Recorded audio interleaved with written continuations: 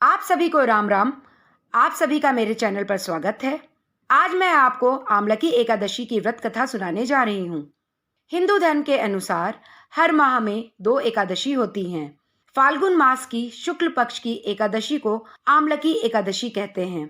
आमलकी एकादशी के दिन भगवान विष्णु और आंवले के पेड़ की पूजा की जाती है।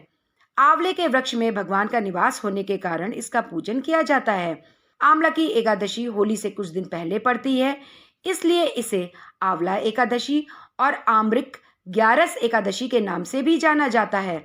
यह होली से कुछ दिन पूर्व पड़ती है, इसलिए इसे रंग भरी एकादशी के नाम से भी जाना जाता है। आंवला को शास्त्रों में श्रेष्ठ स्थान प्राप्त है। भगवान श्री विष्णु जी ने जब सृष्टि की रचना के लिए ब्रह्मा जी को जन्म दिया, तो उसी समय वो आंवले के वृक्ष को भी अस्तित्व में लाए थे। आंवले की उत्पत्ति भगवान विष्णु जी के श्रीमुख से हुई थी। आंवले को भगवान विष्णु ने आदि वृक्ष के रूप में प्रतिष्ठित किया था। एक समय राजा मांधाता ऋषि वशिष्ठ से बोले, हे वशिष्ठ जी, आप ऐसी कथा सुनाएं जिसमें मेरा कल्याण हो। इस पर ऋषि वशिष्ठ बोले, हे राजन, सभी व्रतों में उत्तम एवं मोक्ष देने वाले आमलकी एकादशी व्रत के बारे में मैं सुनाता हूँ। यह एकादशी फाल्गुन मास के शुक्ल पक्ष में आती है। इस व्रत को करने से समस्त पाप नष्ट हो जाते हैं और इस व्रत का फल 1000 गोदान के बराबर होता है।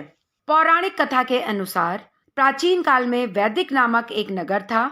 उस नगर में ब्राह्मण, क्षत्रिय, वैश्य तथा शूद्र चारों वर्ण आनंद के साथ रहते थे। वैदिक नगर में सदैव वेद ध्वनि गूंजा करती थी। उस नगर में पापी, दुराचारी तथा नास्तिक कोई नहीं था। वैदिक नगर में चैत्रथ नाम का चंद्रवंशी राजा राज्य करता था। राजा चैत्रथ अत्यंत विद्वान और धनपरायण था। उस नगर में कोई भी व्यक्ति दरिद्र और कंजूस नहीं था। सभी नगरवासी भगवान विष्णु की आराधना करते थे और व्रत किया करते थे।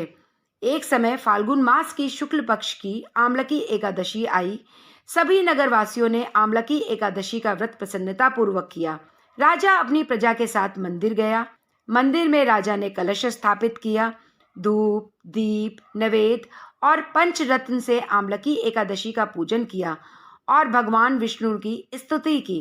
उस मंदिर में सभी ने रात्रि जागरण किया। मंदिर में रात के समय एक बहेलिया आया। बहेलिया महापापी और दुराचारी था। अपने कुटुंब का पालन वह जीव हिंसा करके किया करता था। बहेलिया मंदिर के एक कोने में जाकर बैठ गया। मंदिर में हो रही कथा को बहेलिया ने भी सुना।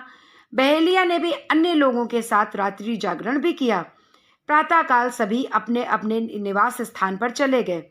बहेलिया भी अपने घर चला गया। घर जाकर उसने भोजन किया। कुछ समय बीतने के पश्चात उस बहेलिये की मृत्यु हो गई। उसने जीव हिंसा की थी। हालांकि वह घोर नरक का भागी था, परंतु उस दिन उसने आमलकी एकादशी की व्रत कथा सुनी थी। उसके प्रभाव से उसने राजा विदुरथ के यहाँ पर जन्म लिया। उसका नाम विसुरथ रखा गया। बड़ा होने पर विसुरथ चतुरंगी सेना से तथा धन धान्य से युक्त होकर 10 सहस्त्र गांवों का संचालन करने लगा। वह अत्यंत धार्मिक, सत्यवादी, कर्मवीर था। वह विष्णु भगवान का भक्त था। वह प्रजापालक था। वह अत्यंत दानवीर था। एक बार राजा विसुरथ शिकार खेलने वन में गया। दिशा का ज्ञान न होने के कारण वह रास्ता भटक गया। वह थक गया था, इसलिए एक वृक्ष के नीचे जाकर सो गया। कुछ समय बाद वहां पर डाकू आ गए। राजा को अकेला देखकर वह राजा विसुरथ की ओर दौड़े और कहने लगे, इस दुष्ट राजा ने हमारे माता पिता, पुत्र पौत्र समस्त संबंधियों को मारा है, हमें देश से निकाल दिया है। हमें इसे मारकर अपने अपमान का बदला लेना चाहिए। उसी समय राजा के शरीर से एक देवी प्रकट हुई। वह देवी अत्यंत सुंदर थी। वह सुंदर वस्त्र और आभूषणों से सुसज्जित थी। उनकी भ्रुकुटी टेढ़ी थी। उनकी आंखों से क्रोध की भीषण लपटें निकल रही थीं। उस समय वह देवी काल के समान प्रतीत हो रही थी। देवी ने देखते ही देखते उन सभी डाकुओं का नाश कर दिया था। नींद से जागने पर राजा ने वहां पर डाकुओं को मृत पाया। राजा सोचने लगा, किसने इन्हें मारा है? इस वन में मेरा हितैषी कौन है? राजा विसुरथ ऐसा सोच ही रहा था कि तभी आकाशवाणी हुई, हे राजन, इस संसार में भगवान विष्णु के अतिरिक्त तुम्हारी रक्षा कौन कर सकता है? आकाशवाणी को सुनकर राजा ने भगवान विष्णु जी का स्मरण करके उन्हें प्रणाम किया। राजा वापस अपने नगर में लौट आया और सुखपूर्वक राज्य करने लगा। अंत में राजा को मोक्ष प्राप्त हुआ और वह वैकुंठ धाम चला गया। ऋषि वशिष्ठ ने राजा मांधाता से कहा, जो कोई भी पवित्र आमलकी एकादशी का व्रत करता है उसे निस्संदेह वैकुंठ की प्राप्ति होती है।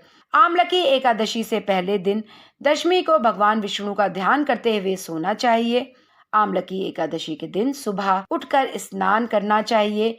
भगवान विष्णु की प्रतिमा के सामने हाथ में तिल, कुश, मुद्रा तथा जल लेकर संकल्प करें कि मैं भगवान विष्णु की प्रसन्नता एवं मोक्ष की कामना से आमलकी एकादशी का व्रत रखता हूँ। भगवान की पूजा के पश्चात पूजन सामग्री से आंवले के वृक्ष का पूजन करें। पूजन के पश्चात किसी जरूरतमंद या ब्राह्मण को दक्षिणा दें। व्रत का पारण करके जल एवं भोजन ग्रहण करें। व्रत वाले दिन भगवान का जप और कीर्तन करना चाहिए। बोलो विष्णु भगवान की जय।